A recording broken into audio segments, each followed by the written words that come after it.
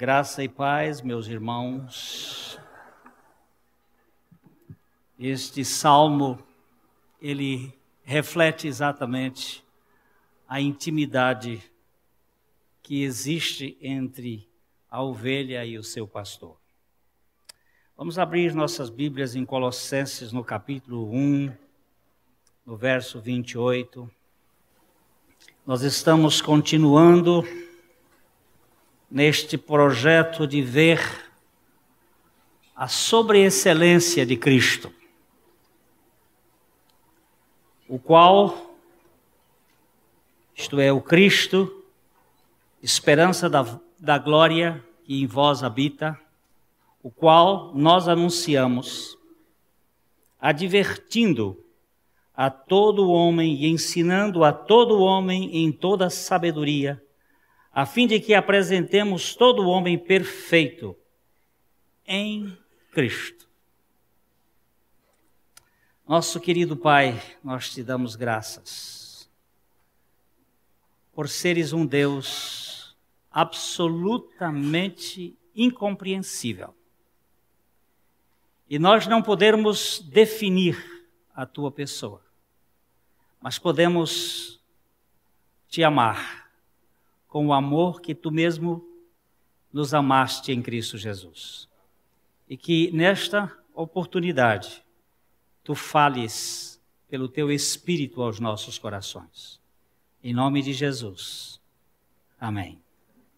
Havia certa vez uma senhora idosa, de cabelos brancos, que com lágrimas a rolar pelo seu rosto vincado de rugas, orava por seu filho, de nome John. Morava numa casa muito pobre, e embora as mãos já estivessem cansadas, trabalhava lavando roupas. E durante o serviço ia intercedendo pelo filho John, que saíra de casa ainda bem cedo para ser marinheiro. Ela ouvira dizer que ele se tornara um homem muito ímpio. Contudo, continuava orando e pedindo a Deus que um dia o rapaz viesse a servi-lo de todo o seu coração. Aquela mãe cria em dois fatos: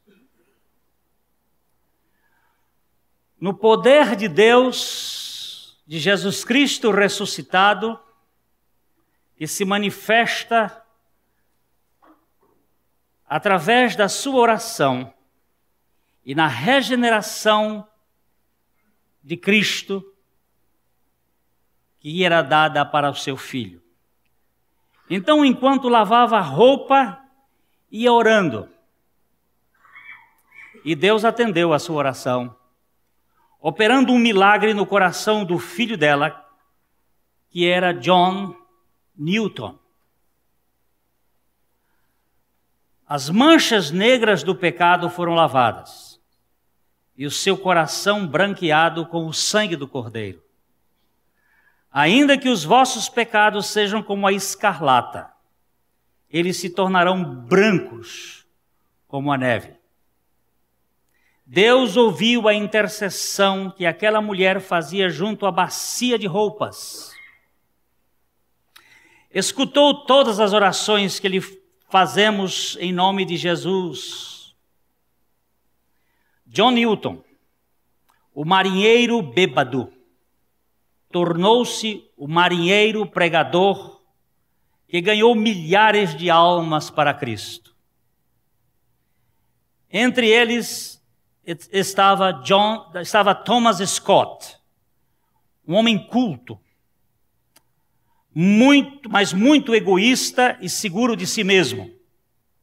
Por causa das orações daquela mulher, Deus ganhou John Newton. E John Newton ganhou Thomas. E Thomas se tornou crente e usou seu talento como cantor e escritor para conquistar para Cristo milhares de corações incrédulos. Outra alma que John Newton ganhou foi um jovem melancólico que tentou suicídio 5 vezes, de nome William Cowper. Cowper também foi lavado pelo sangue purificador do Cordeiro. E no momento de inspiração, escreveu um dos belos hinos. Existe uma fonte de sangue que corre das veias de Emanuel. E os pecadores que passam sobre esta fonte são limpos das manchas dos seus pecados. Esse hino também tem tocado milhares de pessoas que passam a crer que crê naquele que morreu no Calvário. Um deles foi William Wilberforce, que veio a ser um grande estadista cristão, que lutou pela libertação dos escravos nas Ilhas Britânicas. Também ele ganhou muitas vidas para Cristo. Entre esses estava Leigh Richmond, que era ministro da Igreja Oficial da Inglaterra e atuava numa das ilhas do Canal. Richmond escreveu um livro intitulado A Filha do Leiteiro. Esta obra foi traduzida em 40 línguas e ateou o fogo do amor a Cristo em milhares de corações. Tudo isto foi consequência das orações de uma mulher que recebeu a palavra de Deus ao pé da letra, que creu na suficiência de Cristo. Ela clamou ao Senhor Jesus para que o coração do seu filho se tornasse branco como a espuma de sabão que ela usava para lavar roupa.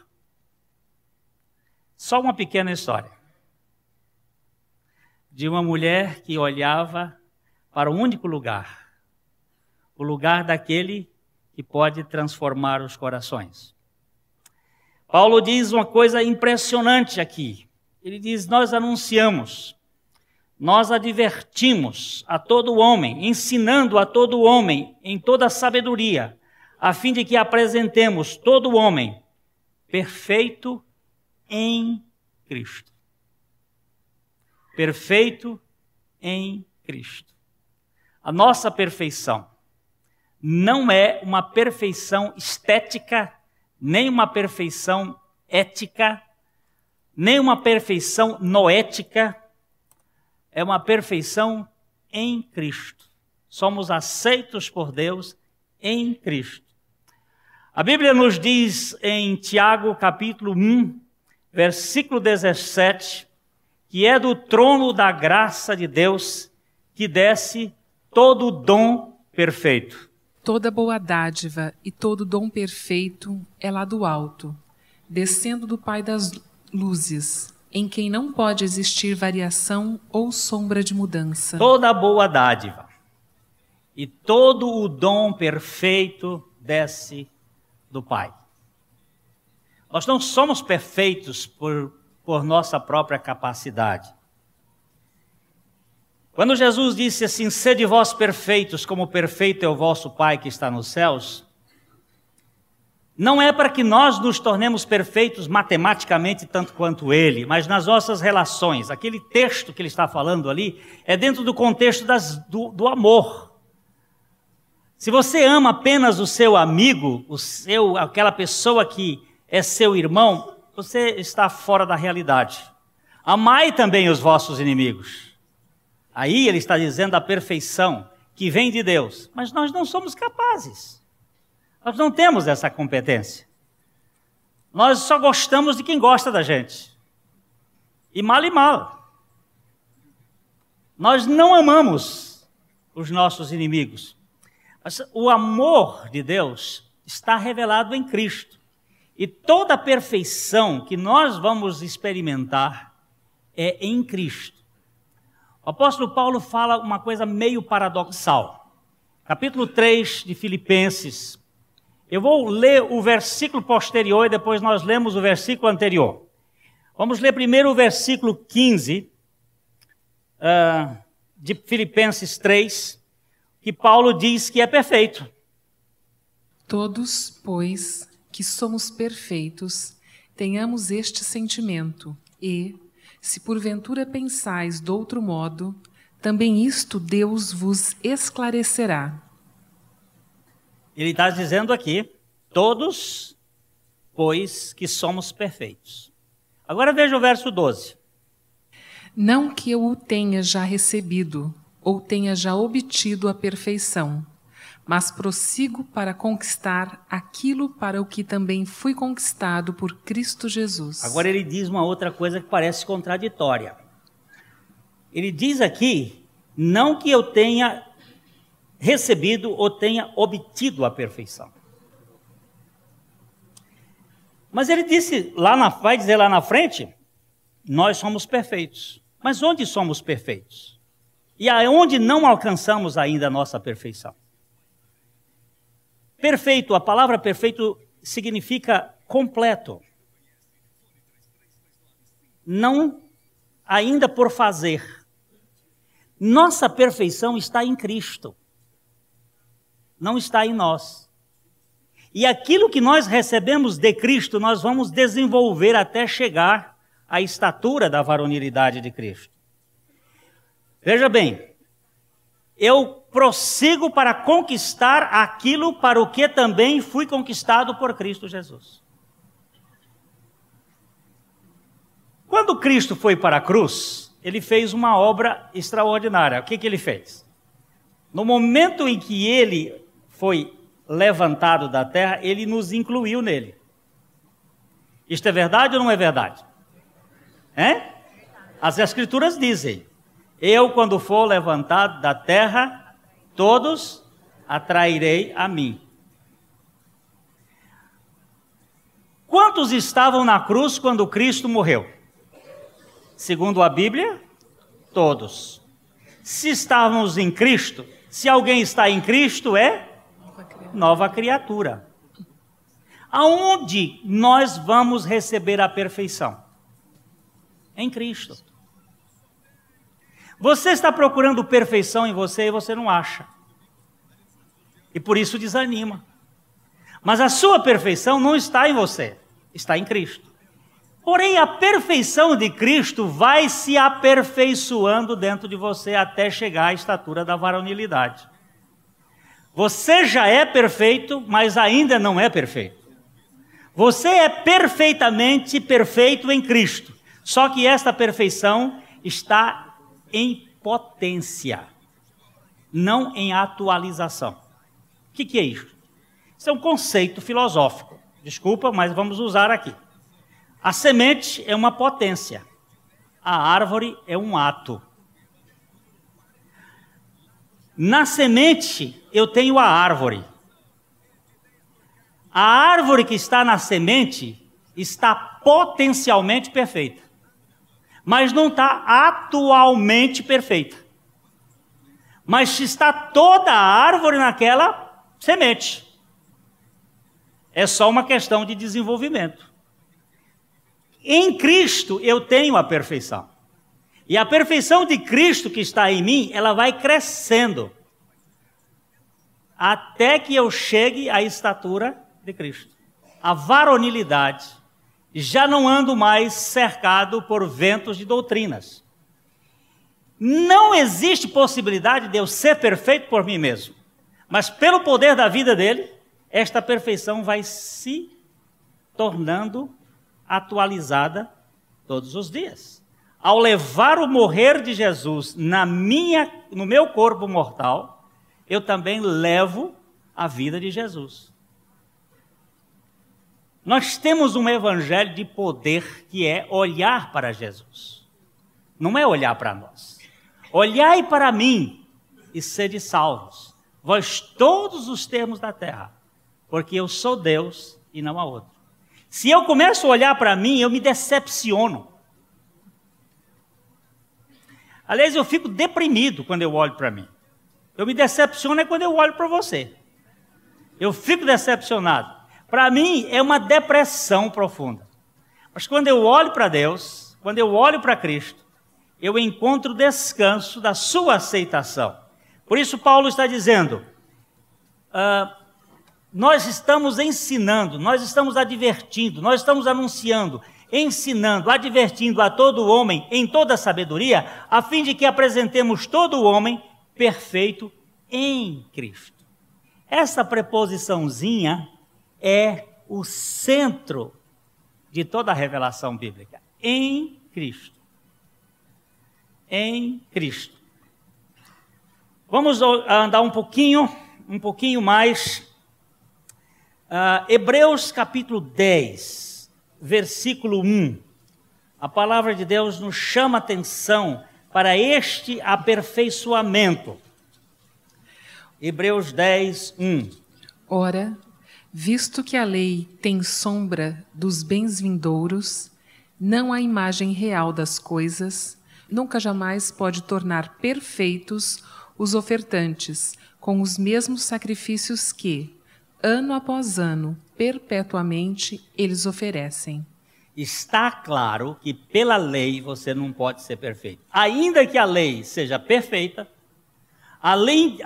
ainda que a lei seja impecável, você não vai conseguir ser perfeito pela lei. E pelos sacrifícios oferecidos cada ano não era possível, porque era uma coisa repetitiva. Não havia aquela coisa segura. Eu estou agora embasado em algo eterno, que não muda. Não, era um negócio que eu tinha que repetir, dependia de mim. Eu tinha que trazer cada ano uma ovelha, oferecer, e de novo o cordeiro, lá vai mais outro, e um bode, e lá vai mais outro, e lá vai um bezerro, e não tinha jeito. Se eu era mais pobre, lá vai uma pomba, lá vai o negócio não ia nunca. Ele está dizendo aqui que, ora, visto que a lei tem sombra dos bens vindouros, não a imagem real. Mas no verso 14, veja como é que ele vai dizer aí. Porque com uma única oferta aperfeiçoou para sempre quantos estão sendo santificados. Aperfeiçoou para sempre. Aperfeiçoou está no passado. Santificado está sendo. Aperfeiçoou para sempre. Quantos estão sendo santificados? Aonde que foi aperfeiçoado? Em Cristo, numa única oferta. Qual foi a oferta? A sua oferta lá no Calvário, quando ele morreu a sua morte em nosso favor, em nosso benefício. Naquele instante, houve um fato absolutamente concreto e irrepetível. Não pode ter mais repetição. É aquele que se torna a nossa redenção. Daqui para frente, eu sou perfeito em Cristo. Você é? Você pode dizer, eu sou perfeito em Cristo? Pode? Pois é, isso é ato de fé. Nós podemos considerar isto baseado no que a palavra de Deus está dizendo. O justo viverá pela fé. Então Paulo disse, eu estou batendo. Por quê? Porque os gnósticos diziam o seguinte, se você evoluir, se você subir o degrau acima, porque existe uma hierarquia de conhecimento, se você alcançar o próximo passo, os iniciados tem um aqui, mas tem os revelados lá, aqueles eleitos que são mais especiais, se você conseguir subir os degraus todos, você vai chegar lá, mas eu quero dizer um negócio para você, pode virar a sua câmera porque eu estou andando. O evangelho é ao rés do chão, não tem degrau, não tem altar, é ao rés do chão. O evangelho começa na boca da sepultura, não tem degrau. Cristo ressuscitou, ele nos levantou na cruz, nos fez morrer e agora sobe a velhinha lavadeira, que estava lavando e olhando para John. E olhava para John, não, olhava para Jesus que podia salvar John. E John Newton era um escravocrata. era um comprador de escravo na África e vinha vender na Inglaterra, ganhava dinheiro, e um dia um navio bateu lá e uma tempestade, e John Newton ficou em cima de uma tábua e clamou a misericórdia de Deus e foi salvo. E a partir da salvação dele, nós vimos aqui um grupo de gente que foi salvo, inclusive Wilberforce, o grande defensor da libertação dos escravos. Ele que era escravocrata, agora traz a pregação que leva um homem para dizer: Cristo nos libertou. Nós não precisamos viver presos, escravos, porque temos um Salvador que pode verdadeiramente nos tirar as algemas, tirar os nossos traumas, os nossos medos, as nossas angústias, as nossas histórias mal feitas. Ele pode entrar no porão, no resto do chão. Não precisa ninguém mais treinado com as pernas que fazem atletismo, subir lá no degrau. Isso é para o Sinai, não é, pastor Gerson? Nós tivemos que subir naquele Sinai tão cansativo, né? Levando rapadura para botar nos burros cansados, para conseguir chegar lá em cima. Isto não é evangelho. Evangelho é teleférico, e pega a gente e você sobe em Cristo. Descanso em Cristo. Obra da graça de Deus. Ele está dizendo aqui, por uma única oferta, oferecida uma vez por todas, dá para descansar. Este descanso em Cristo pode ser visto também em capítulo 7, versículo 25 do livro de Hebreus, bem aí próximo, Hebreus 5, 7, 25, onde nós temos o nosso intercessor fazendo intercessão por nós. Por isso também pode salvar totalmente os que por ele se chegam a Deus, vivendo sempre para interceder por eles. Oh, coisa boa, né? Não é verdade? Por isso também pode salvar. Algumas versões dizem perfeitamente, que a palavra aqui é a mesma palavra, perfeito ou total, completamente. Não é uma salvação provisória, não é uma salvação que depois você perde.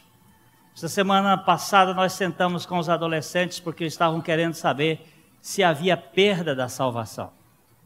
Uma doutrina velha, que você, uma vez que pode ser filho, você pode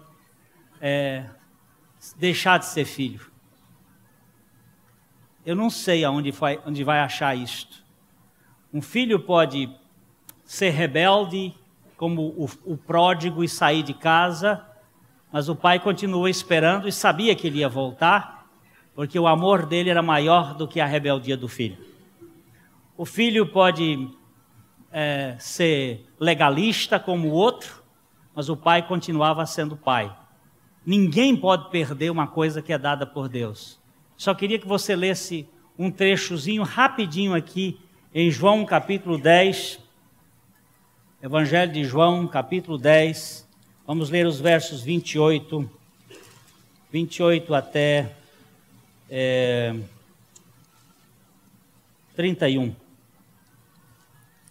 Eu lhes dou a vida eterna. Começa com a 27, por favor. 27. As minhas ovelhas ouvem a minha voz. Eu as reconheço e elas me seguem. Eu as conheço e elas me seguem. Eu lhes dou a vida eterna. Jamais perecerão eternamente, e ninguém as arrebatará da minha mão.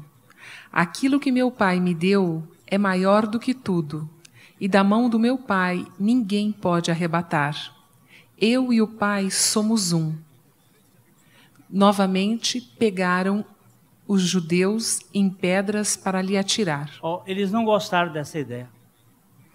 Essa ideia de Jesus causou um problema para ele. Quando ele disse assim, eu conheço as minhas ovelhas, elas me seguem, eu lhes dou a vida eterna, elas não perecerão eternamente, das minhas mãos ninguém as arrebata.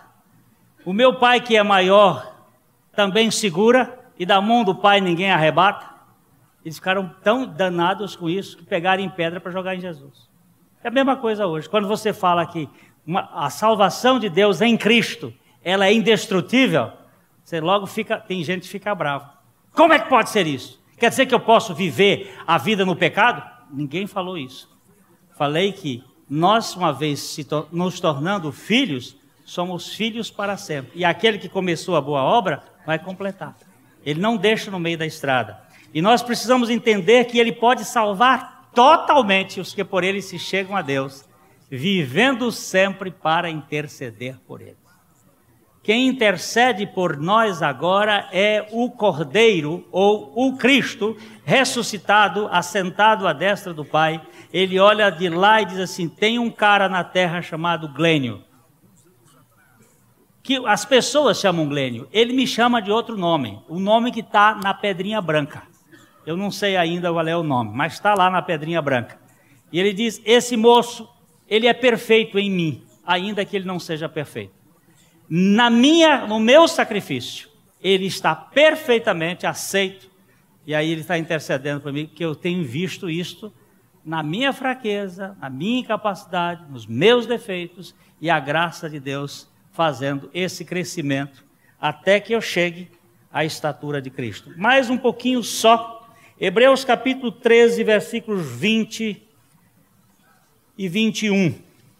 Ora, o Deus da paz, que tornou a trazer dentre os mortos a Jesus nosso Senhor, o grande pastor das ovelhas, pelo sangue da eterna aliança, vos aperfeiçoe em todo o bem, para cumprirdes a sua vontade, operando em vós o que é agradável diante dele, por Jesus Cristo, a quem seja a glória para todo o sempre. Amém. Amém. A questão está nessa preposição. Tudo ele vos aperfeiçoe por Jesus Cristo. O Deus da paz, que tornou a trazer a Jesus dentre os mortos. Isso significa que Jesus morreu e ressuscitou. Que Jesus é nosso Senhor. Que Jesus é o grande pastor das ovelhas. Que pelo seu sangue, o sangue da eterna aliança, ele vos aperfeiçoe em todo o bem, para cumprirdes a sua vontade, operando em vós o que é agradável diante dele. E a preposiçãozinha é por Jesus Cristo. Eu tive um professor que dizia assim: nós erramos a leitura bíblica em duas coisas, preposições e verbos. Quando nós não enxergamos nem preposição nem verbo. Preposição na Bíblia é importantíssimo. Em Jesus, por Jesus Cristo é que nós somos aperfeiçoados. Onde é que você está achando perfeição em você? Só tem buraco, só tem problema, só tem ruindade. Mas quando você olha para Jesus, você vai encontrar a sua perfeição. E eu volto a dizer, a fim de que apresentemos todo o homem perfeito em Cristo.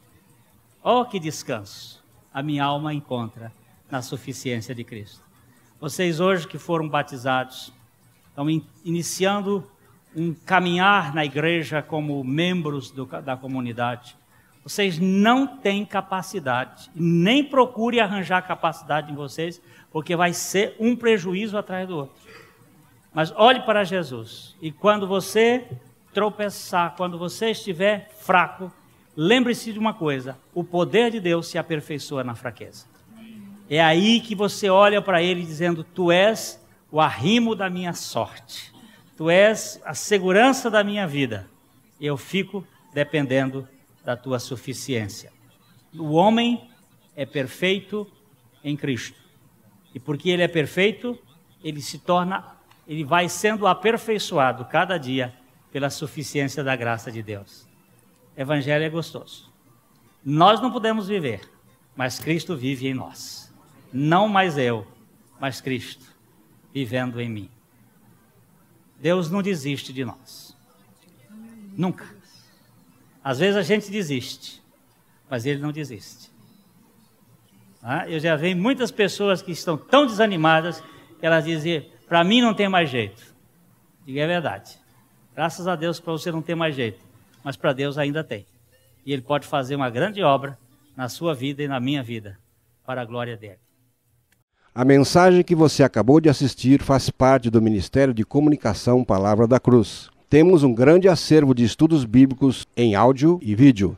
Distribuímos também gratuitamente o jornal mensal Palavra da Cruz. Entre em contato conosco pelo fone 0 operadora 43 3372 8900 ou pelo e-mail livraria@piblondrina.com.br. Visite-nos pelo site www.livrariapiblondrina.com.br ou acesse www.piblondrina.com.br. Graça e paz.